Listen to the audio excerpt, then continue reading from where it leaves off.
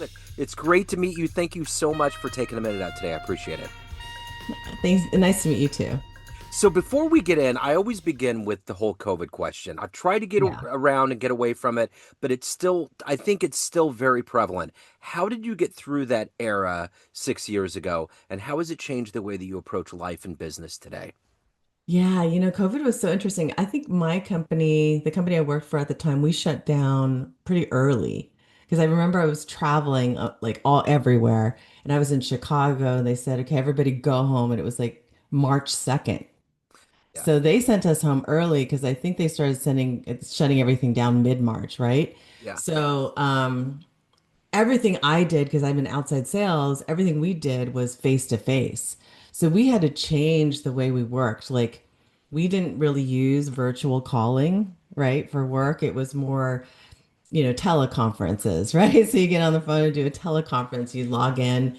Um, and we had to learn how to do everything video, and it was very odd to be on video like we do now, right? This is yeah, like normal now, but back then it wasn't normal at all. yeah. And then just learning how to sell on the phone. A lot of our salespeople were outside salespeople, so they were really good doing outside sales, but they were not good on the phone. So our top salespeople did terrible virtually, whereas the people who weren't so good salespeople did great virtually. So it was really interesting, the dynamic. Yeah. So, just from the work front, the way I do my work now is so different. Like there's so many virtual calls now, plus face-to-face calls. So I feel like there's almost like more meetings now. Yeah. I Yeah. don't know. I don't know what that is. Yeah. And then having to work, like I worked from home before, but then my husband went and worked from home entirely after COVID. And now that's all he does is work from home, which before he used to go to an office full time. And so it was just getting used to having us both home because he talks loud and I talk loud. So then it becomes this battle of how loud can you talk on your conversation. So just learning how to live, be in the house together, working from home, and when does he take his lunch? When just because he's home, it doesn't mean I make lunch for both of us. I make lunch for me. That's what I Uh-huh. do, right? So, just learning how to work around just different scheduling, and then in general, when I look at just life in general, it's interesting, like when you get sick, like before I would work through, like I work through now, but before I would just work through and just be sick, right? And I go to work, I'm a little sick. Now, if you're just even a little bit sick, it's like the question is, oh, do you have COVID, right? Or do you have the flu? And it's just that's the natural first two questions people ask. And then you think in your brain, you don't think, okay, I'm just going to power through this cold. You think, okay, maybe I have COVID or maybe I have the flu or maybe I should stay home. Maybe I should. So even the way we approach being sick with a cold is different now. Yeah. It's interesting you bring up that time frame of early March because I reconvened with a friend over the phone in January of that year, and he was like, we were just kind of talking about this thing called coronavirus, like what's Hmm. going on. And he said that in his school district in January, they were already prepping to give their kids computers to take home. And I'm Oh, sitting there and I'm like, I just went into total denial mode. I'm like, what? No, no, no, yeah. no, it isn't going to happen. And then, of course, it, Yeah. it happened. But I remember that conversation early on. It was the first rumblings of it. But I also remember seeing around August, there was a front page article from Beijing, and the streets were Hmm. empty.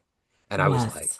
wow. So, Well, I was in LA because I was yeah, living in LA at the time and just driving down the streets and there was nobody around.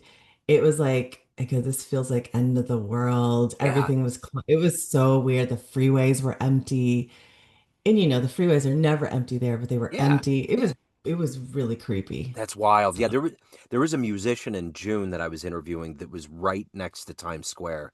And mhm. I remember it was a rainy day when I interviewed him, and he was like, I am looking at Times Square right now, and there's no one there. And I'm just like, wait, hold on a second. Yeah, give me chills even thinking about it after, I you know? just like it's so wild. So Yeah. so let me ask you this.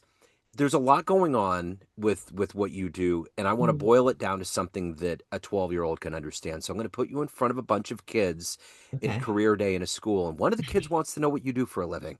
How do you answer them? Okay. Yeah, I would tell the kid, how would I explain this? Okay, so um I have a team, and what they do is they talk to doctors and they educate them on the medicines and the right patients to use for the medicines. That's what I do. Okay. And so I have a big team, and so those people, they go see different doctors depending on where they live. Everybody lives in a different house, right? So you have different doctors by your houses, and they go see those doctors there. And I make sure that they see those doctors, and I make sure that they're talking about the medicine the right way. So that's what I do. Okay, and then you also have you're helping professionals build wealth with purpose. Yes. Okay. Yes. So that part, and it is so that part of what I'm doing is I'm really trying to teach people about money. Yeah. And from a different perspective, not from if I'm telling a 12-year-old, not I'm not trying to teach them how money works. Well, I'm not trying to teach them how to use their money, and I'm not trying to teach them about places to use their money. I teach them how money works from my perspective and the best way to make more money. So if I give you $1, I'm going to teach you how you can get $2 versus how to, use your money, where to buy it. I'm trying to teach you how to get $2 or giving you different ways where you can get $2 from your $1. Yeah. So what did you want to be when you were that age? What was your dream job? Yeah, gosh, so many ideas. Right? I mean, you see people on TV. I'm like, oh, could I be an actress? Could I be a dancer? Could I be a singer? Right? Everybody naturally goes to that when you're a child because you see that on TV. Then you see the newscasters. I remember one time I was like, I'm going to be a newscaster, and I went to this little kids thing, and I could pretend to be a newscaster, and I was awful. I go, oh, yeah, I can't be a newscaster. And then I think I wanted to be a gymnast. Yeah, too tall for that. Um, then I was like, I think I went through a phase where I wanted to be a clown. I don't know. There's so many weird, Yeah. when you're 12, you're like, you're not thinking, doctor, lawyer, astronaut. Maybe an astronaut did pop up there because I grew up I was 12 in the 80s. So they talked a lot about the astronauts. And then, of course, we saw the space shuttle explode, right? Yeah. In And class. So that changed my whole thing about, yeah. yeah, So, and then space camp, of course, everybody wanted yeah. to go, right? Really big back It's then. Yeah. huge. Yeah. Yeah. I still remember when Reagan talked after that happened. Like, Yeah. I think about leadership and what we're getting and what we used to get. And I remember that speech that night where he was talking about how the astronauts were kissing the face of God and just Yeah. was real eloquent and really put us at ease because there Yeah. was some pivotal times. That was so wild, too, because I think I was in seventh or eighth grade at the time. So I was like, the age that she was going to teach to. We had Yeah. the roll carts in the room and we were ready Yeah. to Well, they go. And rolled in all the TVs. Remember all the yeah, class? We all watched it together, and they had the TV, and we're like ready to watch it. And that's what we see. I mean, imagine the shock. I mean, yeah. yeah, You, it's so different. I don't know if you've seen this special. I think it's on Apple Plus. It's about Mhm. Sally Ride. It's about her life. No, I didn't see that. I write that down. Yeah, check it out because in it they cover the explosion, and Mhm. I was wondering why she didn't go up, and she actually gave her seat to Christy. So yeah, it's like, but Wow. but Sally was on the committee that finally localized the O-ring that went bad, and it was Mhm. because they cut corners. It was bad. It was Uh, like, that whole that's thing. not good. Yeah. So anyway, it's interesting though to think how, because I kept thinking when I was watching this, why wasn't she in that? Because she was such a central figure, the first astronaut and all Yeah. of that. But anyway, it's interesting. So let me ask you this: being somebody that understands money and helping Mhm. people get to that point, who taught you about money? How did you learn about the ins and outs to get to Oh, this point? gosh, by trial and error. I Yeah. think when you're young, and my parents were immigrants, so they weren't really familiar with money either, right? They would just work. They All they knew was working really, really hard. right? Doing their day jobs, trying to, they bought laundromats, they had, rental properties. It was just about doing more, but not understanding how to spend their money and interest rates and all of that kind of stuff. They ran up their credit cards. But I did a lot of reading. I spent a lot of time reading. I think in my late 20s, I went through a really bad period with money, and somebody told me, "Hey, you should do dividends." I'm like, "What is that? What are dividends?" Since you now are getting stock, I go, "I don't understand what you're talking about." They go, "Oh, you should buy this stock." I go, "I don't know, I don't understand." So I just started picking up books and learning about it. And then I started learning a little bit about stocks.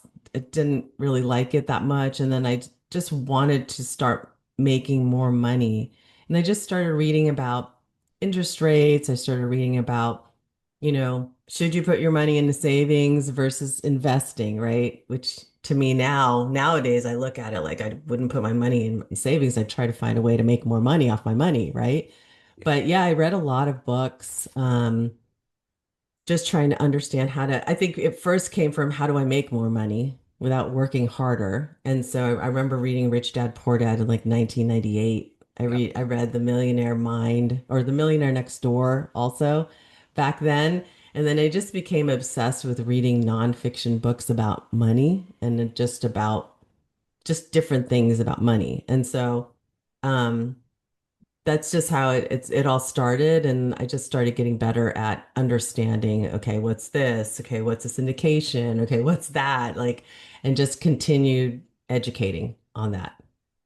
So if you were to kind of give a timeline snapshot of your career that led you up to this point now of helping Hmm. people be better with their money and make more and where you're at right now, Hmm. how would you explain that kind of timeline to now?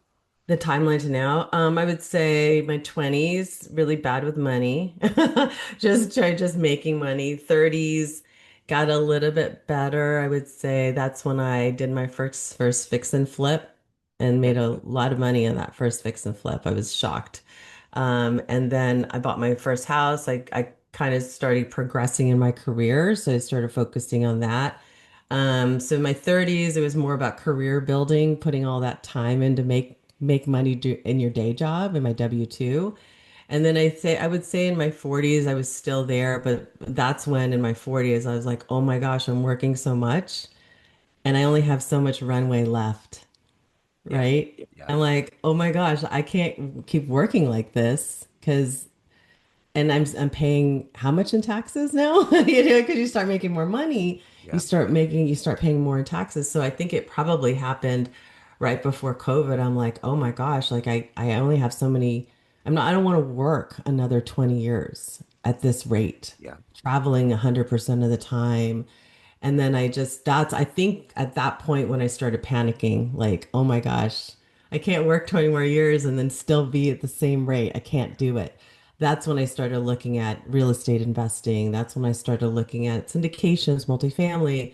I started looking at, different angel investing, different types of investment portfolios where I can get higher return rates than my stock portfolio.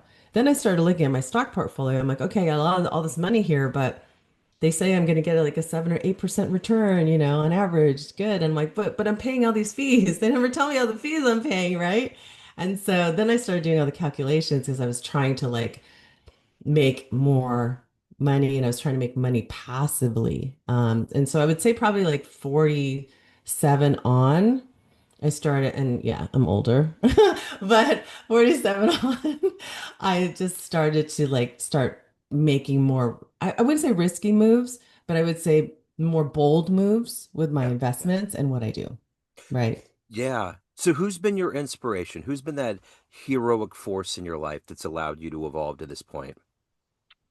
Oh gosh, inspiration. There's different people, right? Sometimes it's like who inspires you or who do you want to live like, right? Hmm. Um, I I really feel and just from perspective of the person, I really feel like I like the way I approach my work today and how I approach the way I live, my life of stewardship. Like I want to steward, I want to provide value every turn I make. And I would say that I try to emulate what Jesus did. And I'm not trying to take it from a religious perspective. Just he is a person, the way he presented himself to his disciples and the way he stewarded and the way he wanted to just, the way he was to the people that he met. And he was always wanting to give without getting something in return, right? And so to me, I would love to be like that all the time. Now, of course, there's always the selfishness that comes in, but I would love to be like that all the time. So if I look at it from the perspective of who I would like to be like and like to live my life, it would be Jesus. If I look at it from who really inspired me, it would probably be my mom and dad. I mean, coming to the United States with $500 and having six children and working up to owning real estate, laundromats, and doing everything they could to provide a better life for us.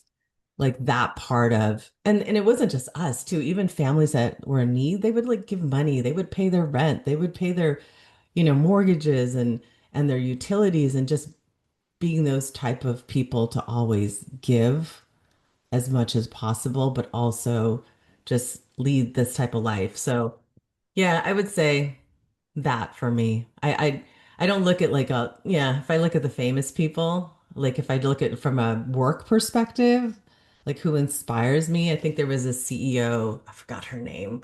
I think it's Nuyi is her last name. She was a CEO of Pepsi Yeah. for a Uh-huh. long time. Uh-huh. She was like the first female CEO of a person of color. And it was neat for me to see someone like her Yeah.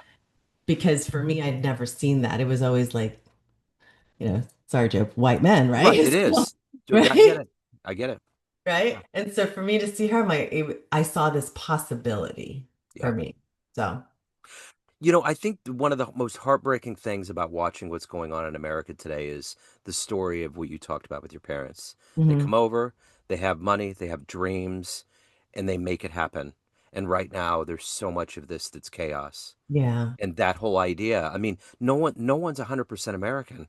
Yeah. All of us are bits and pieces of different different origins. I mean, my great grandparents came to Ellis Island from Italy. Like Uh, all of that stuff right now is just turning into just some weird dystopian novel. Like I it yeah, it's just like too far this one way or too far the other way, you yeah, know? yeah. It Yeah. just doesn't make any sense. So let me ask you this. If you could sit down with somebody right now, anybody on the planet that has a really good mind about money, like that Warren Buffett kind of person, hmm that you could get insights into how they do it, who would you love to have a lunch and talk with? Who would I outlet? Well, Warren Buffett, but he might be he's really, I don't know, I'm not really a stocks person, so Yeah. I Yeah. would pick Warren Buffett.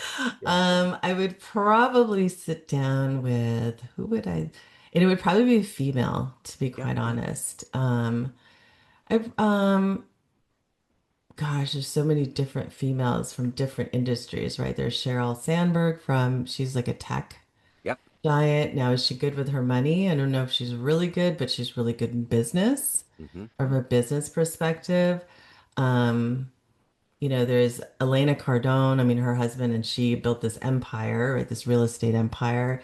Interesting. It would be interesting to sit down with her just from her perspective on how they built their empire, right? Yeah. And how they invest today. Yeah. Um, I would love to sit down with the daughter of Walmart. What's her name? She's here in Fort Worth. I always wonder if I'm bumping into her in the Yeah. store. Yeah. I forget Yeah. her name, but just the fact that the wealth that they've and what she does with her money Hmm. at where she is, right? Yeah. Um, I know it's not one person.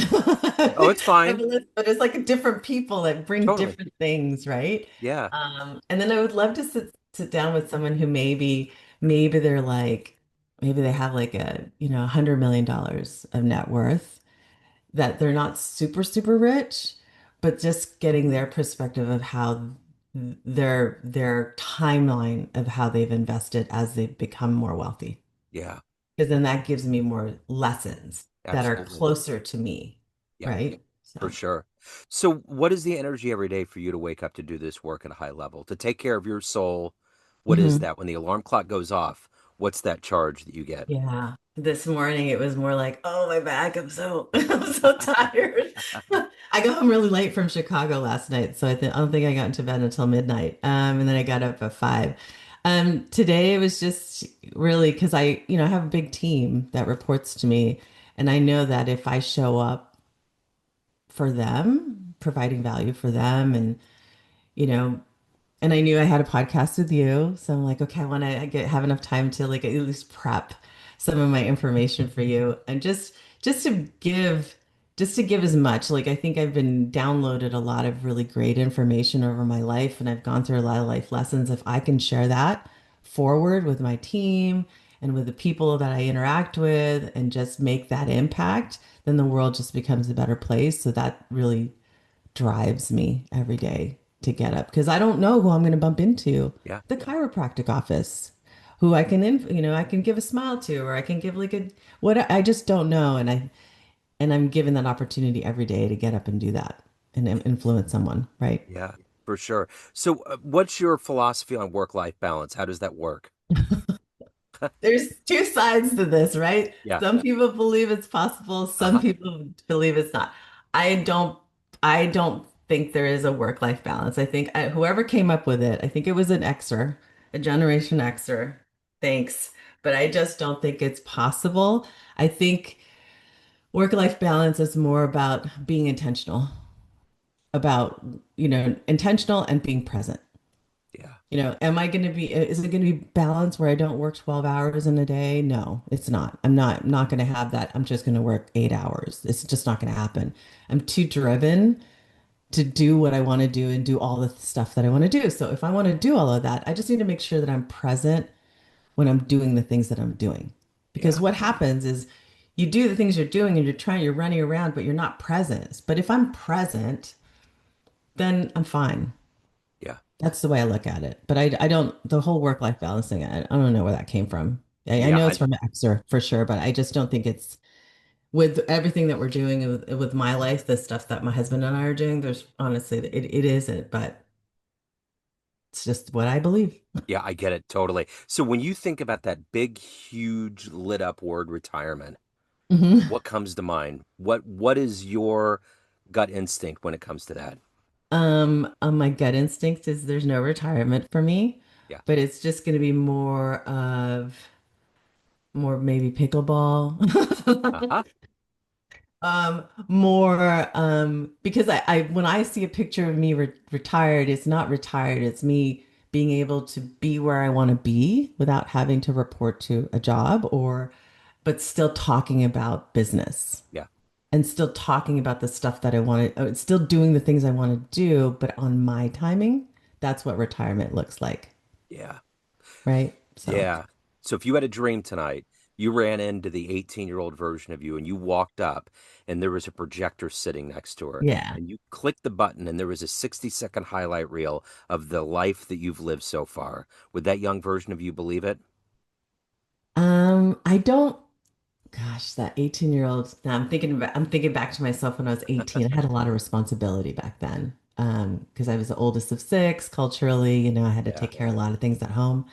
Um, so I don't know if she would read it as a possibility, my 18-year-old self. All of our 18-year-old selves are different. And I don't know if she would read it. Maybe my 18-year-old self would read it as fiction, to be honest. Yeah.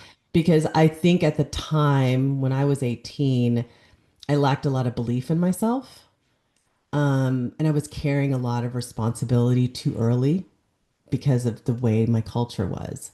So I think at that time there, because of that lack of belief, I don't know if she would really, yeah, I don't think she would look at it seeing me now Yeah. as a possibility because there was so much she was trying to carry as an 18-year-old at the time. So, I mean, which that's just the truth. Yeah. Would you give any advice? I would, I would tell her that, I would tell her that don't, just don't worry about the future. You have it. I would tell her that I would tell her that you don't worry about doing this or that and checking the box and going to this college and doing everybody all the things that people are telling you to do. Just be in the moment and go. I would say go with the flow, go with your gut, right? And don't because I think at the time when I was 18, there was just when we're 18, for most people, you just don't, you're not confident in a Yeah. lot of things, right? And so yeah, I would definitely tell her that you're not behind.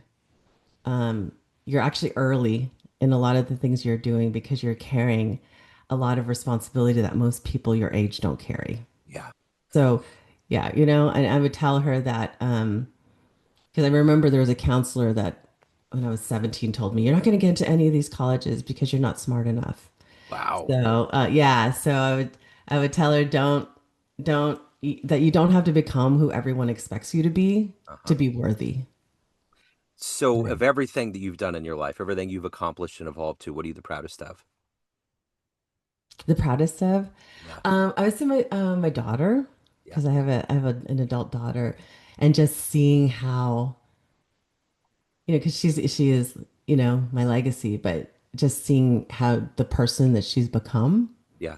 and then how she's well balanced, how she's just has a mind of service. And also is just, you know, when she puts her mind to her work and the things that she does, she goes all in focused and gives it 110%. So just really proud because I think, you know, it takes a lot of work raising Yeah. a child. So, Certainly. Certainly does. right. So, everyone has a perception of you, family, friends, Mhm. clients, everyone that you work with, but you run the show. What's your perception of you? Who do you think you are? I think I'm a woman of my word. I believe that I show up as I am. There's no When I was early in my career, I try to be what people say leaders should be, but I think now I'm who I am, and I don't think that I'm true to my person, and I think as a leader, I you know because of that they're going to get the best of me. So I think that's how I present. What's the best thing about living in Dallas? The best thing, well, I'm not a barbecue fan, but the barbecue is really good here. Okay. Yeah, I love it. yeah, and I know you're in Kansas City, We got so. some barbecue. We do. Yeah. We do. So, if anybody wants to make some more money, be smarter about it, learn more about what you're doing, questions, hire you, any of the good business, where Yeah. do they go? You can go to my website, ChristineValdez.com. Last name is Valdes, not Z. Or you can connect with me on LinkedIn under Christine Valdez. Okay. Christine, Yeah. thank you so much. Thank you Yeah, for your thank stories. you. Thank you for your time. Have a wonderful 2026. You too. It was nice to see you. Thank you. Bye.